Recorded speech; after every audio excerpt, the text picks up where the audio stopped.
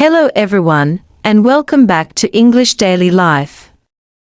If you're new here, we are so glad to have you. On this channel, we upload a brand new English learning video every single day to help you improve your English more quickly and naturally. In today's lesson, we are going to cover something incredibly useful, some of the most common English phrases used in everyday conversations. These are short, simple, and super practical expressions that native speakers use all the time. Learning these phrases will not only boost your listening and speaking skills, but also help you sound more fluent and confident in all kinds of real-life situations, whether you're chatting with a friend, asking for help, ordering food, or just having a casual conversation. We'll walk through real conversational examples so you can hear how these phrases are used naturally, and start using them yourself right away. Before we dive in, don't forget to subscribe and hit the bell icon, so you never miss a daily English lesson. Now, grab your attention and let's get started. Number 1. Greetings and starting a conversation. Let's begin with some of the most common greetings people use every day. Instead of saying just hi or hello, try something a bit more friendly and natural. How's it going? What's up? Hey, how have you been? These phrases are casual, friendly, and help open conversations in a relaxed way, especially with people you already know. Now, let's say you're meeting someone for the first time. Nice to meet you. Example: Hi, I'm Sarah. Nice to meet you. This is a polite and common way to show friendliness and respect when you meet someone new. Practice time. Imagine you just walked into work and see your colleague. Say, "Hey, how's it going?" Or you're at a party and someone introduces you to a friend. You say, "Hi, I'm Alex. Nice to meet you." Number 2. Reacting to news, good or bad. In real life, people often share news, both good and bad. Reacting naturally and kindly to that news helps you connect with them better. Positive news. If someone shares good news like, "Hey, I passed the test," or "I just got promoted," you can respond with, "That's fantastic. Congratulations. I'm so happy for you." These phrases show excitement and support. They are warm and encouraging. Negative or sad news.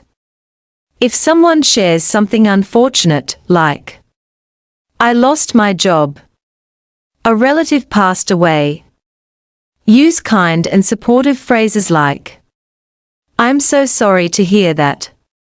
If you need anything, I'm here for you.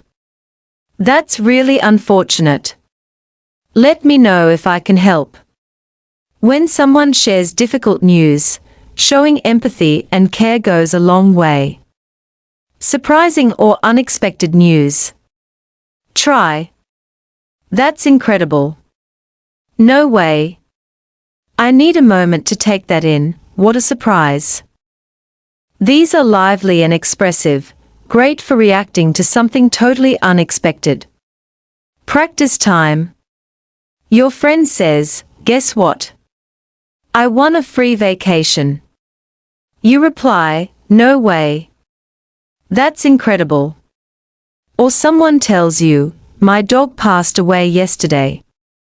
You respond, "I'm so sorry to hear that. I'm here if you need anything." These real-life situations help you use the right tone with the right words. Number 3. Friendly conversations. In English-speaking cultures, small talk and casual conversations help you build trust and stay connected. These aren't deep discussions, they are light, friendly, and easy to start. Asking about someone's day. "What did you do today? How was your day?" Anything exciting happened today? These are simple ways to check in with someone and show interest in their day. Talking about plans. What are you doing this weekend? Do you have any plans for the evening? Let's grab a coffee sometime. You can use these to suggest meetups or just start a chat. Sharing personal updates. I just started a new book. I'm planning a trip next month. I recently took up painting. These help you share what's going on in your life and give the other person something to respond to. Practice time. Imagine you're sitting next to a new coworker during lunch. Try saying, "So, how's your day going?" Or maybe you're talking to a friend and want to make weekend plans. Do you have any plans for the weekend? Let's go out. And if someone asks you what's new, you might say, "I just started a new book. It's really good so far." Number 4. Asking for help politely. We all need help sometimes, but in English, it's important to ask in a polite, respectful way, especially with people you don't know well. General requests. Could you please help me with this? Would you mind assisting me? I need some help with this task. These are polite and useful in both casual and professional situations. Clarifying something. Can you explain that again? I'm not sure I understand. Could you give me an example? If you're learning something new or confused, these are great ways to ask for clarification without sounding rude. Asking for directions. Excuse me, where is the nearest bus stop? How do I get to the library? Is this the right way to the train station? These are especially useful when you're traveling or navigating a new city. Practice time. You're lost on the street. Approach someone and say, "Excuse me, could you tell me how to get to the train station?" Or you didn't catch what someone said in class. "Sorry, could you explain that one more time?" Number 5. Expressing gratitude apologies.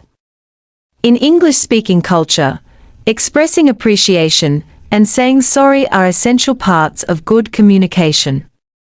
It shows that you're polite and emotionally aware. Saying thank you. Thank you so much. I really appreciate your help.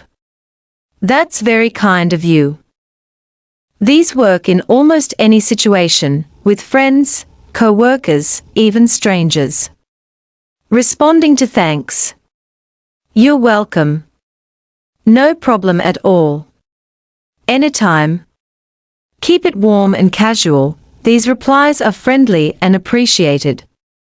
Apologizing. I'm sorry for the inconvenience. Please forgive me. I didn't mean to upset you. Apologies can be simple but powerful. They show maturity and sincerity. Practice time. Imagine your friend holds the door open for you. You say, "Thank you so much." They smile and reply, "You're welcome." Or you accidentally send a message to the wrong group. Oops. I'm really sorry. I didn't mean to do that. Number 6.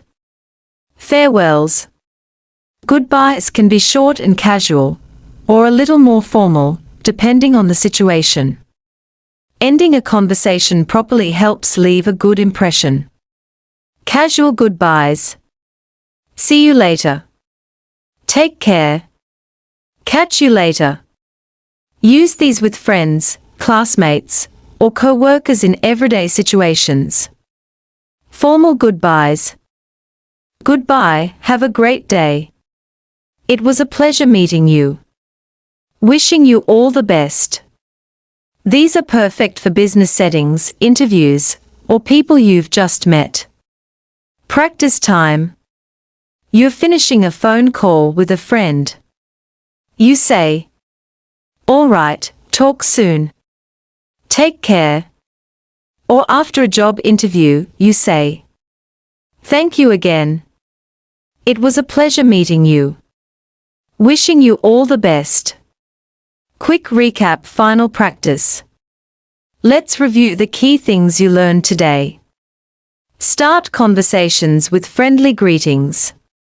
React naturally to both good and bad news. Ask for help politely and clearly. Express thanks and apologies the right way. End conversations smoothly with kind farewells. Your practice challenge. Today, choose 3 of these phrases and use them in your real-life conversations, or say them out loud while imagining a situation.